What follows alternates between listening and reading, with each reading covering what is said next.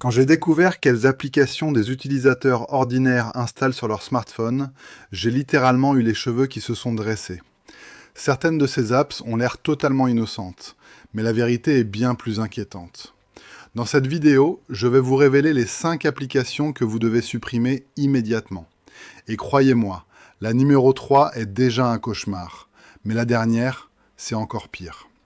Restez absolument jusqu'à la fin, parce qu'on parlera d'une application préinstallée sur presque tous les smartphones, que tout le monde utilise sans réfléchir, alors que c'est probablement celle que vous devriez supprimer en premier.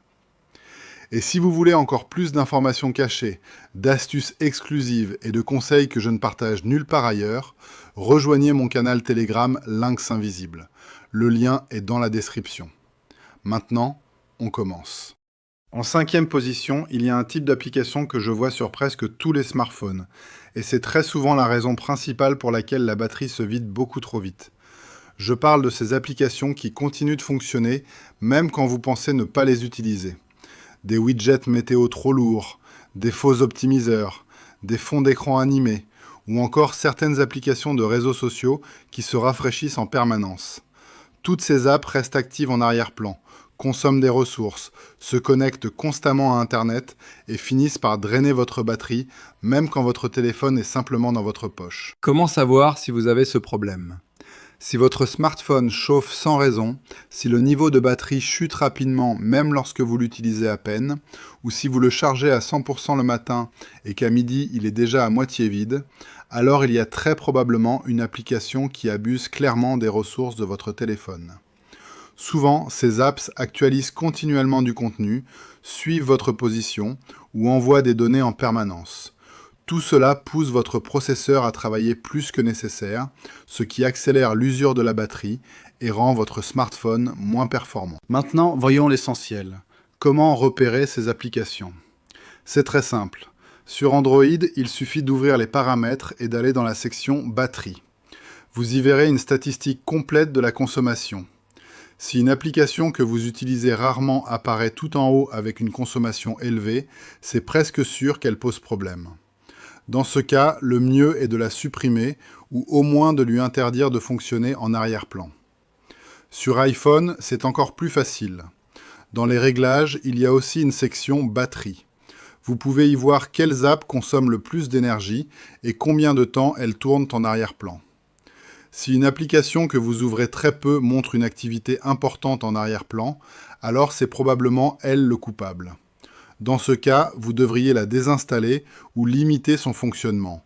Désactiver l'actualisation en arrière-plan, les autorisations inutiles et les notifications superflues. Une seule application mal optimisée peut vous faire perdre plusieurs heures d'autonomie chaque jour. Donc avant de chercher de nouvelles solutions pour économiser la batterie, commencez par supprimer celles qui sabotent déjà votre smartphone. On passe maintenant au numéro 4, et là, la situation devient encore plus intéressante. En 4e position, je vais parler d'un type d'application que je déteste particulièrement, parce qu'elles se présentent comme des sauveurs, alors qu'en réalité elles font exactement l'inverse. Ce sont les fameux RAM boosters et les faux optimiseurs de téléphone. Vous les avez sûrement déjà vus sur le Play Store ou l'App Store. Ils promettent de rendre votre smartphone plus rapide, d'augmenter la mémoire, de nettoyer tout d'un seul clic, parfois même de booster votre téléphone de 200%. En apparence, ça a l'air génial. Mais la vérité, c'est que dans la grande majorité des cas, ces applications ne servent à rien, ou pire, elles ralentissent encore plus votre appareil. Je vais vous expliquer pourquoi. Sur Android, par exemple, le système gère déjà tout seul la mémoire RAM. Il ferme et ouvre les applications quand c'est nécessaire. Quand vous installez un RAM Booster, ce que fait l'application, c'est tuer brutalement des processus en arrière-plan pour vous montrer un joli chiffre comme « mémoire libérée ». Vous avez l'impression que tout va mieux, mais quelques secondes plus tard, le système redémarre automatiquement les applications dont il a besoin. Résultat, votre processeur travaille davantage, la batterie se vide plus vite et le téléphone peut même devenir moins fluide qu'avant. C'est un peu comme si, pour aller plus vite, vous éteigniez et rallumiez la lumière toutes les 10 secondes. Ça n'a aucun sens. Beaucoup de ces faux optimiseurs affichent aussi des tonnes de publicité. Des notifications agressives du genre « Votre téléphone est en danger »,« Vous avez 134 virus »,« Cliquez ici pour réparer ». Ils utilisent la peur et la culpabilité pour vous pousser à cliquer, à regarder des pubs ou à payer un abonnement inutile. Certains vont même demander des autorisations complètement disproportionnées pour ce qu'ils sont censés faire, comme l'accès à vos contacts, à vos fichiers, à votre localisation, alors qu'une application de nettoyage n'a absolument pas besoin de tout ça pour fonctionner. Sur iPhone, ce genre d'application est un peu moins présent, parce qu'iOS limite davantage ce que les apps peuvent faire en arrière-plan. Mais l'idée reste la même. Toute appli qui prétend augmenter la RAM, accélérer votre iPhone de façon magique ou réparer votre système en profondeur est souvent un simple déguisement marketing. Le système d'exploitation est déjà prévu pour gérer la mémoire et fermer les apps quand c'est nécessaire. Personne n'a besoin d'un bouton miracle pour ça. Maintenant, la question importante c'est comment reconnaître ces RAM boosters et faux optimiseurs et comment les trouver sur votre téléphone pour les supprimer. D'abord, dans le magasin d'applications. Si vous voyez une appli qui promet de nettoyer tout, d'optimiser la RAM, de refroidir le processeur, d'économiser la batterie, de supprimer les virus et en plus de protéger votre vie privée, tout ça dans une seule application, c'est déjà un énorme signal d'alerte. Souvent, la fiche de l'app est pleine de phrases exagérées, de promesses impossibles, avec des captures d'écran très flashy, des boutons Boost, Ultra Cleaner, Super Speed et des étoiles partout. Les commentaires sont parfois remplis de faux avis très courts, du style « Super appli, mon téléphone est comme neuf », sans aucun détail. Ensuite, regardez sur votre propre smartphone. Sur Android, ouvrez les paramètres, puis allez dans les applications installées. Parcourez la liste calmement et repérez les noms qui ressemblent à Phone Booster, RAM Cleaner, Super Optimizer, Battery Saver, CPU Cooler et ainsi de suite. Si vous ne savez même plus à quoi sert une application, que vous ne vous souvenez pas l'avoir vraiment choisie ou qu'elle est apparue après avoir installé autre chose, c'est souvent un de ces optimiseurs déguisés. Quand vous ouvrez ce genre d'appli, si vous voyez un grand bouton au milieu qui dit « Booster maintenant » et qu'à chaque pression, elle vous montre des chiffres magiques qui montent ou descendent alors que vous ne ressentez aucune vraie différence dans l'usage, vous pouvez être presque sûr que c'est du vent. Un autre indice, ce sont les notifications. Si vous recevez régulièrement des messages du style « Votre téléphone est trop lent, cliquez ici pour l'optimiser »,« Votre système est sale, votre batterie est en danger », et que ces notifications viennent toujours de la même application d'optimisation, c'est un très mauvais signe. Une vraie fonctionnalité intégrée à Android ou iOS ne vous enverra jamais ce genre de spam dramatique pour vous faire peur. Enfin, vous pouvez aussi repérer leur impact dans les paramètres de batterie. Comme pour la partie précédente, allez voir l'utilisation de la batterie par application. Si vous voyez un booster ou un cleaner dans le haut du classement, alors qu'il est censé vous faire économiser de l'énergie, c'est qu'il fait exactement l'inverse. Dans ce cas, la meilleure optimisation que vous pouvez faire, c'est de le désinstaller complètement. Pour résumer simplement, si une application vous promet des miracles, qu'elle vous fait peur avec des alertes exagérées, qu'elle se présente comme la seule solution pour que votre téléphone fonctionne bien, il y a de grandes chances que ce soit un faux optimiseur. Le système de votre smartphone est déjà capable de gérer la RAM et la plupart des tâches techniques tout seul. Vous n'avez pas besoin de ces outils magiques. Personnellement, chaque fois que je prends le téléphone de quelqu'un et que je vois 2 ou 3 boosters installés, je sais d'avance que le téléphone sera lent, rempli de pubs et avec une batterie qui se vide trop vite. Et ironiquement, la meilleure façon de l'optimiser, c'est justement de supprimer ces applications-là. On va maintenant passer à la suite, et là on entre dans une catégorie encore plus inquiétante. Les applications qui ne se contentent pas de ralentir votre téléphone, mais qui peuvent aussi mettre votre vie privée en danger. En troisième position, on va parler d'un type d'application qui, pour être honnête, me font vraiment froid dans le dos. Ce sont les applications espionnes déguisées. Et le plus inquiétant, c'est qu'elles ne se présentent jamais comme des espions. Elles se cachent derrière des choses totalement banales. Une simple lampe torche, un lecteur de QR code, une application de météo, un VPN gratuit, un jeu pour enfants, un filtre photo, parfois même un bloc-notes ou une calculatrice. En surface, tout a l'air normal. Mais en réalité, ces apps peuvent collecter énormément d'informations sur vous sans que vous vous en rendiez compte. Je vais d'abord vous expliquer comment elles fonctionnent en général. Quand vous installez l'application, elle vous demande certaines autorisations. Et là, si on ne fait pas attention, on appuie sur « Autoriser » sans vraiment lire. Par exemple, une lampe torche qui demande l'accès à votre localisation, à vos contacts, à votre micro ou à votre appareil photo. Un simple scanner de QR code qui veut accéder à vos fichiers, à votre journal d'appel ou à vos SMS. Une application de météo qui veut suivre votre position en permanence, même quand vous ne l'utilisez pas. Sur le moment, on se dit « bon, c'est peut-être normal » et on accepte. Mais derrière, l'application peut récupérer votre position exacte, voir qui vous appelez, à qui vous écrivez, combien de temps vous restez à tel endroit, et parfois envoyer toutes ces données vers des serveurs dont vous ne savez absolument rien. Certaines de ces applications sont créées juste pour la publicité. Elles se servent de vos données pour vous profiler et vous inonder de pubs ciblées, ce qui est déjà très intrusif. Mais d'autres vont beaucoup plus loin. Elles peuvent enregistrer des morceaux d'audio, scanner vos photos pour analyser ce qu'il y a dessus, suivre tous vos déplacements, voire surveiller l'utilisation que vous faites d'autres applications. Dans les cas les plus extrêmes, on tombe sur ce qu'on appelle des applis de traçage ou de surveillance, parfois installées par un proche ou une personne mal intentionnée, pour surveiller ce que vous faites sur votre téléphone. Et là, on n'est plus seulement dans la collecte de données pour la pub, on est dans l'atteinte directe à la vie privée. Maintenant, ce qui vous intéresse vraiment, c'est comment reconnaître ce genre d'applications et comment les trouver sur votre smartphone. D'abord, il y a un premier signe très simple, les autorisations. Une règle de base, c'est qu'une application ne devrait demander que ce dont elle a réellement besoin pour fonctionner. Par exemple, une app de lampe torche n'a besoin que de l'accès au flash de l'appareil photo, rien de plus. Elle n'a aucune raison d'accéder à vos contacts, à votre localisation, à votre micro ou à vos SMS.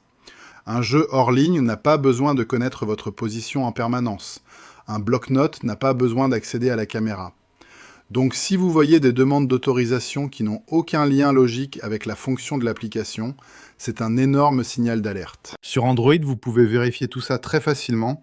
Allez dans les paramètres, puis dans la partie confidentialité ou sécurité et confidentialité, selon la version que vous avez. Vous y trouverez une section autorisation des applications. Là, au lieu de regarder app par app, vous pouvez regarder permission par permission. Par exemple, ouvrez la catégorie localisation et regardez quelles applications ont accès à votre position. Si vous voyez une app dont vous ne vous servez presque jamais ou qui n'a aucune raison valable de connaître votre localisation, il faut se poser des questions. Faites pareil avec le micro, la caméra, les SMS, les contacts.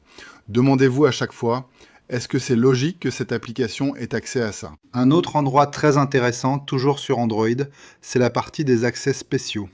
Dans les paramètres, vous avez souvent des sections comme accès spécial, application d'administration de l'appareil, accès à l'historique d'utilisation, affiché par-dessus les autres applications ou encore service d'accessibilité.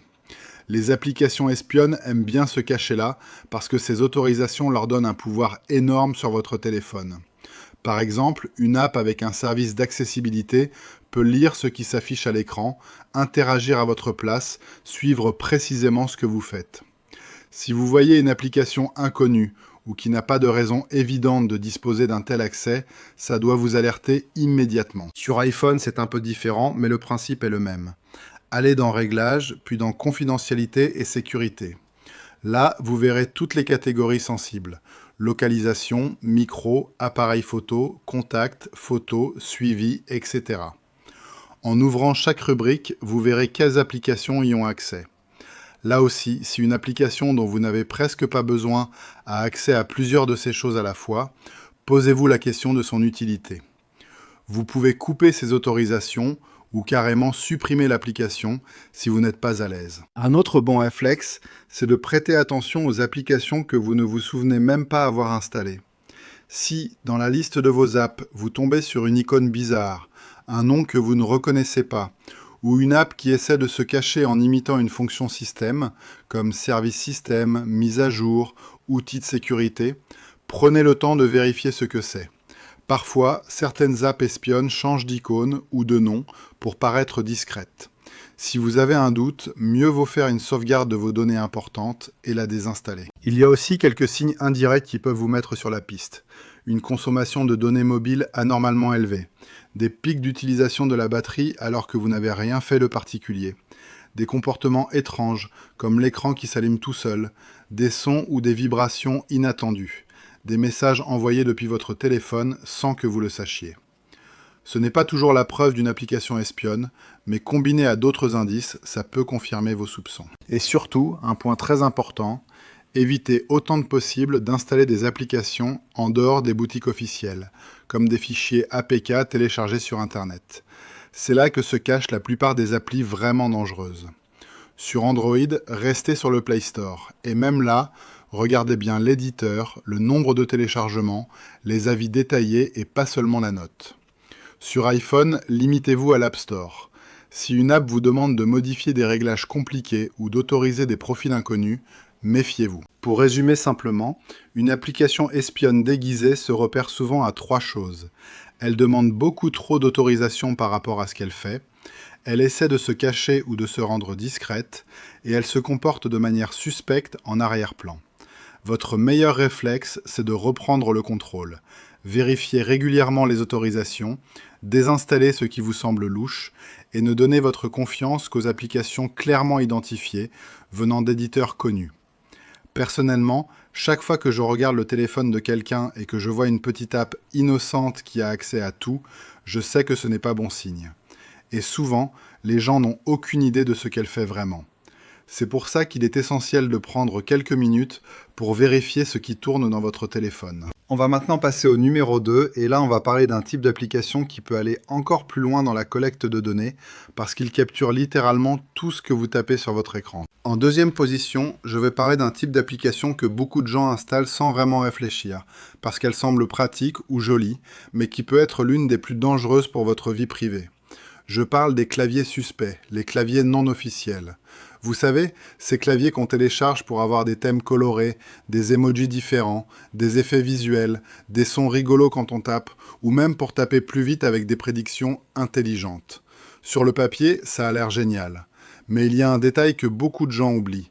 Un clavier voit absolument tout ce que vous tapez. Chaque fois que vous saisissez un mot de passe, un numéro de carte bancaire, une adresse email, un message privé, une conversation intime, une recherche sur Internet, tout cela passe par le clavier. Et si ce clavier appartient à une application douteuse, développée par quelqu'un en qui vous n'avez aucune raison de faire confiance, vous lui donnez littéralement accès à votre vie numérique entière. Je vais être très clair. Tous les claviers tiers ne sont pas mauvais. Il existe des claviers sérieux, développés par de grandes entreprises, qui respectent la confidentialité et expliquent clairement ce qu'ils collectent. Mais il y a aussi des claviers beaucoup moins transparents, parfois créés uniquement pour aspirer vos données, analyser ce que vous tapez, profiler vos habitudes, ou même, dans les pires cas, voler des informations sensibles. Souvent, quand vous installez un de ces claviers, il vous demande d'activer ce qu'on appelle un accès complet, ou des autorisations étendues. Et c'est là que beaucoup de gens cliquent sur « Autoriser » sans réfléchir. Dans les conditions d'utilisation, il est parfois écrit noir sur blanc que tout ce que vous tapez peut être envoyé sur leur serveur pour améliorer le service, améliorer les prédictions ou proposer une meilleure expérience utilisateur. En clair, votre texte peut être analysé, stocké ou utilisé à des fins que vous ne contrôlez pas. Imaginez un instant. Vous tapez le mot de passe de votre compte bancaire, les codes de connexion à vos réseaux sociaux, vos conversations privées, vos recherches les plus personnelles. Si le clavier enregistre ces données ou les envoie à distance, vous n'avez aucun moyen de le vérifier par vous-même. Vous êtes obligé de faire confiance au développeur de l'application. Et si ce développeur est inconnu, basé on ne sait où, avec un site web très vague ou peu d'informations, c'est un pari risqué. Maintenant, voyons la partie pratique. Comment repérer ces claviers suspects et comment les trouver sur votre téléphone pour les désactiver ou les supprimer. Sur Android, le plus simple est d'aller dans les paramètres, puis dans la section qui s'appelle Langue et saisie ou Système et ensuite Clavier. Le nom peut changer un peu selon la marque du téléphone, mais l'idée est la même. Là, vous verrez la liste des claviers actifs sur votre appareil. Normalement, vous devriez voir le clavier Google, qu'on appelle Gboard, ou le clavier fourni par le fabricant de votre téléphone. Si, en plus de cela, vous voyez d'autres noms que vous ne reconnaissez pas, des claviers que vous avez installés il y a longtemps, des claviers venus d'éditeurs inconnus ou avec des noms très génériques comme Super Keyboard, Pro Emoji Keyboard, Fast Typing Keyboard, il est temps de faire du tri. Vous pouvez appuyer sur chaque clavier pour voir s'il est activé et quelle permission il a. Si un clavier tiers est activé alors que vous ne l'utilisez plus, ou que vous ne vous souvenez même pas de l'avoir installé, je vous conseille vraiment de le désactiver et de le désinstaller. Votre sécurité vaut beaucoup plus qu'un thème rose flashy ou quelques emojis supplémentaires. Certains de ces claviers se cachent aussi dans les paramètres de confidentialité. Par exemple, ils peuvent apparaître dans les services d'accessibilité ou dans les applications disposant d'un accès spécial. Si un clavier demande ce type d'accès, il peut potentiellement voir encore davantage de choses, comme ce qui s'affiche à l'écran. Là encore, si vous n'êtes pas sûr à 100% de la fiabilité de l'éditeur, mieux vaut vous en passer. Sur iPhone, le principe est un peu différent, mais le risque est le même dès que vous activez un clavier tiers. Pour vérifier, vous allez dans Réglages, puis Général, puis Clavier, puis Clavier. Vous verrez la liste de tous les claviers installés. Par défaut, il y a le clavier Apple.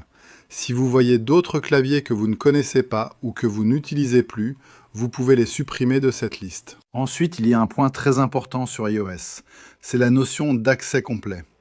Toujours dans les réglages du clavier, si vous ouvrez un clavier tiers, vous verrez souvent une option qui s'appelle « Autoriser l'accès complet ». Si cette option est activée, cela signifie que le clavier peut envoyer ce que vous tapez sur Internet pour traitement. Si vous tenez à garder un clavier tiers, je vous conseille fortement de désactiver cet accès complet, ou alors d'utiliser uniquement des claviers provenant d'éditeurs connus et réputés, en ayant bien lu leurs engagements en matière de confidentialité. Un bon réflexe, que ce soit sur Android ou sur iPhone, c'est de vous poser une question simple. Est-ce que j'ai vraiment besoin d'un autre clavier que celui qui est installé par défaut ? Dans la plupart des cas, les claviers officiels comme Gboard, SwiftKey ou le clavier Apple sont largement suffisants, offrent déjà des thèmes, des emojis, la saisie gestuelle et la correction automatique. Ajouter en plus un clavier inconnu juste pour un style différent peut vous coûter très cher en termes de vie privée. Personnellement, dès que je vois un clavier exotique sur un téléphone, surtout quand il vient d'un éditeur dont personne n'a entendu parler, je me méfie immédiatement. Parce que si je devais concevoir une application pour espionner quelqu'un discrètement, un clavier serait l'un des moyens les plus efficaces. Il n'y a rien de plus direct que ce que vous tapez. Alors si vous avez des doutes, faites ce petit audit sur votre téléphone. Allez voir quels claviers sont actifs, désactivez et désinstallez tout ce qui n'est pas nécessaire et gardez uniquement un clavier de confiance. C'est un des gestes les plus simples et les plus puissants pour protéger vos données. Et maintenant, on va passer au numéro 1, et là on va parler d'applications qui, en apparence, ressemblent à des versions tout à fait normales d'apps très connues, mais qui en réalité sont de véritables copies douteuses, parfois bourrées de malware. En première position, je vais parler d'un type d'application qui est, à mon avis, l'un des plus dangereux, justement parce qu'il a l'air complètement normal. Ce sont les applications clones, les copies douteuses d'applications très populaires. Et le pire, c'est que, si vous ne faites pas attention, vous pouvez les installer sans même vous en rendre compte. Je vous donne un exemple. Vous cherchez une application très connue, comme un réseau social, un jeu populaire, une appli de messagerie ou même une banque. Vous tapez son nom dans le magasin d'applications, et là, vous voyez plusieurs résultats qui se ressemblent. Le même logo, presque le même nom, parfois juste une lettre en plus ou en moins, un espace différent, ou un mot comme Pro, Plus, 2024, Light, Fast, ajouté à côté du nom original. Visuellement, ça ressemble tellement à l'application officielle que beaucoup de gens appuient simplement sur Installer sans vérifier. Le problème, c'est que derrière ces copies, on ne retrouve pas l'entreprise officielle, mais un développeur inconnu, parfois caché derrière un nom bizarre ou une société sortie de nulle part. Ces applications clones peuvent faire plusieurs choses. Certaines se contentent d'afficher des tonnes de publicité et de récupérer un maximum de données sur vous. D'autres vont plus loin et intègrent carrément des malwares, des logiciels malveillants capables de voler vos identifiants, d'afficher des pop-up partout sur votre écran, de rediriger votre navigateur vers des sites douteux ou de télécharger d'autres apps en douce. Dans certains cas extrêmes, elles peuvent même tenter d'accéder à vos codes bancaires ou à vos mots de passe. Les clones ne viennent pas seulement du Play Store ou de l'App Store. Beaucoup circulent sous forme de fichiers à télécharger sur Internet, les fameux APK sur Android. Souvent, ça commence par une phrase du genre « Télécharge cette version modifiée, elle est gratuite, elle a plus de fonctionnalités, elle enlève la pub, elle te donne des bonus illimités. Ça peut paraître tentant, mais il faut comprendre ce que ça veut dire en réalité. Vous installez une version modifiée d'une application que vous ne contrôlez pas, créée par quelqu'un que vous ne connaissez pas et à qui vous donnez potentiellement accès à tout votre téléphone. Alors comment repérer ces applications clones et comment les éviter avant même de les installer ? La première chose à faire, c'est de toujours vérifier le nom du développeur. Quand vous ouvrez la page d'une application dans le magasin, juste en dessous du nom de l'app, il y a le nom de la société ou du créateur. Pour les grandes applications, c'est très clair. Ce sont des entreprises connues, avec un site officiel, une présence sur Internet, parfois même un badge de vérification. Si à la place vous voyez un nom que vous n'avez jamais vu, avec un mot très générique ou un développeur dont vous ne trouvez aucune information sérieuse, ça doit vous alerter. Ensuite, regardez le nombre de téléchargements et les avis. Une application mondialement célèbre ne va pas avoir 10 000 téléchargements et quelques commentaires un peu étranges. Elle a des millions, voire des milliards d'installations et des avis qui datent de plusieurs années. Si vous voyez deux applications presque identiques, mais que l'une a 2 millions d'avis et l'autre en a quelques centaines seulement, il n'y a pas de doute à avoir, la petite est souvent un clone ou une copie non officielle. Un autre détail important, c'est l'icône et le nom. Les clones essaient souvent de vous tromper avec de micro-différences. Une icône un peu floue, un logo légèrement déformé, une couleur différente ou un nom presque identique mais avec un caractère de plus, une faute de frappe, un accent ou un mot supplémentaire. Si vous avez le moindre doute, le meilleur réflexe, c'est de quitter la page, de vérifier le site officiel de l'application que vous voulez et de cliquer sur le lien qui mène directement à la vraie page dans le magasin. Maintenant, parlons d'un point très important. Comment trouver ces applications clones si elles sont déjà installées sur votre téléphone ? Sur Android, vous pouvez ouvrir les paramètres, puis aller dans la section Applications ou Gestion des applications. Là, vous verrez la liste complète de tout ce qui est installé sur votre appareil. Prenez le temps de la parcourir. Si vous voyez des noms qui ressemblent à des applications connues, mais avec un titre un peu étrange, ou si vous avez deux icônes quasiment identiques pour la même app, c'est un signe qu'il y a un clone. Par exemple, 2 fois le même réseau social, 2 fois la même messagerie, ou un jeu très populaire avec un nom légèrement modifié. N'hésitez pas à toucher sur le nom de l'application et à regarder les détails. Taille, autorisation, source d'installation. Si l'app ne vient pas du magasin officiel, ou si vous ne vous souvenez pas du tout l'avoir installé, c'est un énorme drapeau rouge. Toujours sur Android, si vous avez déjà activé l'installation de sources inconnues dans le passé, il est important de faire un petit nettoyage. Tout ce que vous avez installé via un lien, un site web ou un fichier téléchargé peut potentiellement être une version modifiée. Ça ne veut pas dire que c'est forcément dangereux, mais si vous voyez une application dont vous n'êtes pas sûr de l'origine, mieux vaut la supprimer et, si besoin, la réinstaller proprement depuis le Play Store. Sur iPhone, les clones sont beaucoup plus rares, parce qu'Apple contrôle beaucoup plus strictement ce qui passe sur l'App Store et empêche l'installation d'apps en dehors de la boutique officielle. Mais il peut quand même y avoir des applis qui imitent d'autres services, surtout pour des outils simples comme des VPN, des gestionnaires de fichiers, des scanners de documents. Là aussi, le principe est le même. Vérifiez le nom du développeur, le nombre d'avis, les commentaires et la réputation globale de l'app. Si vous avez téléchargé une appli qui ressemble à un service connu, mais que l'éditeur n'a rien à voir avec la société d'origine, posez-vous la question. Est-ce que j'ai vraiment besoin de ça ou est-ce que je peux utiliser l'application officielle à la place ? Un autre moyen de repérer une application clone déjà installée, c'est d'observer le comportement de votre téléphone. Si, après l'installation d'une nouvelle app, vous voyez d'un coup apparaître des pubs partout, des notifications bizarres, des redirections vers des sites inconnus dans votre navigateur, ou une consommation de données mobiles qui explose, il est fort possible que cette nouvelle application ne soit pas nette. Dans ce cas, la première chose à faire, c'est de la désinstaller immédiatement, puis de vérifier dans les paramètres que rien d'autre de suspect ne s'est ajouté. Pour résumer simplement, une application clone ou douteuse, c'est souvent une app qui imite quelque chose de connu, mais qui vient d'un développeur inconnu, avec moins de téléchargements, des avis étranges, des icônes approximatives et un comportement envahissant une fois installé. La meilleure protection, c'est de toujours privilégier les applications officielles, de ne pas télécharger n'importe quoi depuis Internet et de prendre quelques secondes pour vérifier ce que vous installez. Personnellement, Chaque fois que je tombe sur un téléphone rempli de copies d'apps populaires, de versions gratuites, modifiées ou plus rapides que les originales, je sais que la sécurité de la personne est déjà compromise. Et dans la plupart des cas, le simple fait de supprimer ces clones règle une bonne partie des problèmes de pub, de lenteur et de comportements étranges. Et ce qui est encore plus surprenant, c'est que même sans installer quoi que ce soit de spécial, il existe déjà sur presque tous les smartphones une application préinstallée que tout le monde utilise sans réfléchir et qui peut poser un vrai problème.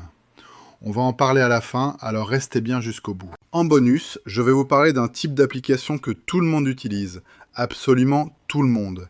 Et pourtant, très peu de gens savent qu'elle peut poser de vrais problèmes pour la vie privée. Je parle d'une application préinstallée sur presque tous les smartphones, que vous ouvrez sans y penser, parfois plusieurs fois par jour. Et non, je ne vais pas citer de nom, parce que ce n'est pas une question de marque, mais de catégorie. Je veux parler des applications météo préinstallées, ou des VPN gratuits préinstallés, ou recommandés par certaines surcouches Android. Laissez-moi vous expliquer pourquoi c'est potentiellement un problème. La plupart des gens ne se méfient absolument pas de ces applications. Elles semblent totalement inoffensives. Afficher le temps qu'il fait, prévoir la pluie, montrer la température du lendemain. Rien de dangereux, n'est-ce pas ? Mais ce que beaucoup ignorent, c'est que la météo est l'une des excuses les plus courantes pour obtenir votre position exacte, en permanence, souvent avec une précision au mètre près. Et vous seriez surpris de savoir à quel point une simple localisation peut révéler énormément d'informations sur vous. L'endroit où vous vivez, où vous travaillez, vos habitudes quotidiennes, vos trajets, vos heures de sortie, et parfois même des lieux sensibles que vous fréquentez. Certaines de ces applications météo préinstallées actualisent votre position toutes les quelques minutes, même quand vous ne les utilisez pas. Elles envoient ensuite ces données à leurs serveurs ou aux partenaires publicitaires pour créer des profils extrêmement précis. Et tout cela passe sous le radar parce que, psychologiquement, personne ne se dit « la météo va me suivre partout ». Pour les VPN gratuits, c'est encore pire. Beaucoup de gens pensent que VPN égale sécurité égale confidentialité. Mais un VPN gratuit, c'est exactement l'inverse. Vous envoyez tout votre trafic Internet à une entreprise inconnue qui peut tout voir, tout analyser, tout enregistrer. Dans certains cas, votre navigation entière peut être utilisée pour faire du profilage, afficher des publicités agressives ou même être revendue à des intermédiaires qui savent très bien quoi faire de ce genre de données. Maintenant, vous vous demandez sûrement, comment savoir si l'application météo de votre téléphone ou le VPN intégré pose problème ? Voici ce qu'il faut regarder. Si vous utilisez une application météo préinstallée et qu'elle demande l'accès à votre localisation en permanence, même quand vous ne l'utilisez pas, posez-vous la question, est-ce vraiment nécessaire ? Une app météo n'a pas besoin de suivre votre position 24 heures sur 24. Elle peut très bien fonctionner en mode « Utilisez ma position uniquement quand l'app est ouverte ». Si elle refuse ou si elle insiste pour avoir un accès permanent, c'est un mauvais signe. Regardez aussi sa consommation de données. Si une app météo envoie des dizaines de mégaoctets chaque jour, alors que vous n'ouvrez presque jamais, c'est suspect. Ça peut vouloir dire qu'elle transmet beaucoup plus que ce qu'elle prétend. Pour les VPN, la règle est encore plus simple. Si un VPN est gratuit, c'est que c'est vous le produit. Un VPN demande automatiquement un accès total à tout votre trafic, et s'il n'est pas transparent sur sa politique de confidentialité, vous prenez un risque énorme. Si vous voyez un VPN préinstallé que vous n'avez jamais activé ou que vous ne connaissez pas, le mieux à faire est de le désinstaller ou de le désactiver complètement. Dans les deux cas, le réflexe le plus important, c'est de vérifier les autorisations. Sur Android comme sur iPhone, allez dans les paramètres de confidentialité et regardez quelles apps ont accès à votre localisation ou à votre trafic. Si quelque chose vous semble excessif, si vous ne comprenez pas pourquoi une app a besoin d'un accès permanent, alors vous avez la réponse. Ce n'est pas normal. Et surtout, n'oubliez pas ceci. Une application n'a pas besoin d'être un virus pour être dangereuse. Parfois, une simple app météo ou un VPN soi-disant gratuit peut en fait collecter plus d'informations sur vous qu'un réseau social complet. Personnellement, chaque fois que je prends un smartphone et que je vois une météo qui tourne en permanence en arrière-plan ou un VPN gratuit activé sans que la personne sache vraiment ce que c'est, je sais tout de suite qu'il y a un risque caché. Et souvent, Juste en supprimant ou en désactivant ces apps, le téléphone devient plus rapide, la batterie tient mieux et surtout, la vie privée de la personne est beaucoup mieux protégée. Voilà pourquoi, même si ce genre d'application est installé sur presque tous les smartphones, ce n'est pas forcément une bonne idée de les garder par défaut. Prenez 2 minutes pour vérifier et vous serez peut-être surpris de découvrir à quel point une app innocente peut en apprendre sur vous. Maintenant que vous savez tout ça, vous êtes déjà beaucoup mieux armé pour protéger votre smartphone et surtout votre vie numérique.